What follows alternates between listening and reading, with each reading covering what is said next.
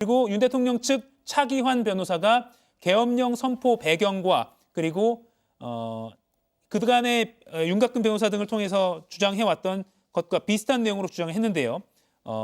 포고령은 계엄의 형식을 갖추고자 하는 것이었지 집행할 수도 없고 집행할 의사가 없어서 실행할 계획도 없었다라고 주장을 했습니다. 그리고 가장 궁금했던 부분 중에 하나인 포고령 작성 과정에 대해서는 김용현 당시 국방부 장관이 초안을 잡아서 윤 대통령이 수정을 하고 검토했다.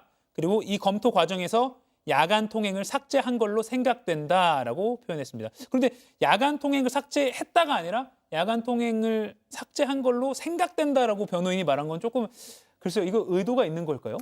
지금 여러 가지 윤석열 대통령 측에서 사실은 오랜 그 사실관계가 아니지 않습니까? 예. 12월 3일이면 얼마 지나지 않은 사실관계인데 그날 있었던 일에 대해서 비상입법기구에 대한 그 쪽지 부분도 기억에 가물가물하다라는 식으로 진술을 흐리고 있는 전략을 선택을 하고 있는데요. 예. 지금 이 부분에 대해서 이 포고령의 야간 통행 부분을 삭제한 걸로 생각이 된다는 것은 네. 내가 현재 이제 기억하는 것은 이제 그런 걸로 생각되기는 하는데 그날 구체적으로 내가 삭제했는지 안 했는지에 대한 거는 정확히 기억이 나지 않는다라는 의도로 예. 그렇게 생각이 된다라고 모호하게 표현한 게 아닌가 싶습니다. 왜냐하면 그 앞에 있는 부분에 대해서는 굉장히 단호하게 얘기를 했거든요. 예.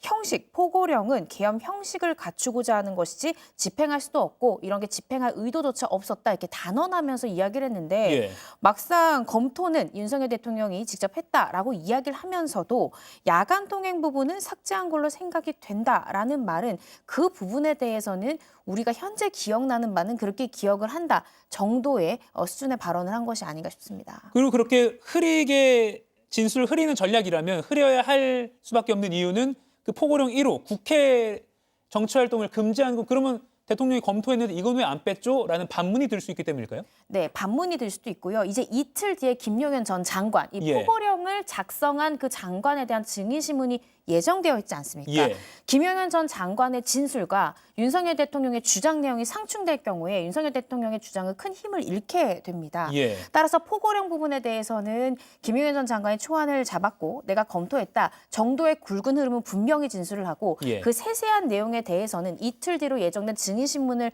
염두를 해두고 내가 지금 기억하는 바로는 이 정도로 생각이 된다 정도로 흐리고 이후에 증인신문 이후에는 분명한 입장을 밝히지 않을까. 지금부터 만약에 분명한 진술을 했을 때 이틀 뒤에 예정되어 있는 김용현 전 장관의 진술 내용과 상충됐을 때는 예. 또 윤석열 대통령 측의 진술의 신빙성이 많이 떨어질 수 있기 때문에 상세한 내용에 대해서는 좀 모호하게 답변한 것이 아닌가 싶습니다. 네, 검찰 출신 이고은 변호사는 진술을 흐리는 전략을 이 포고령 관련 부분에서 진술을 흐리는 전략을 쓸 수도 있다라고 분석을 해 주셨습니다.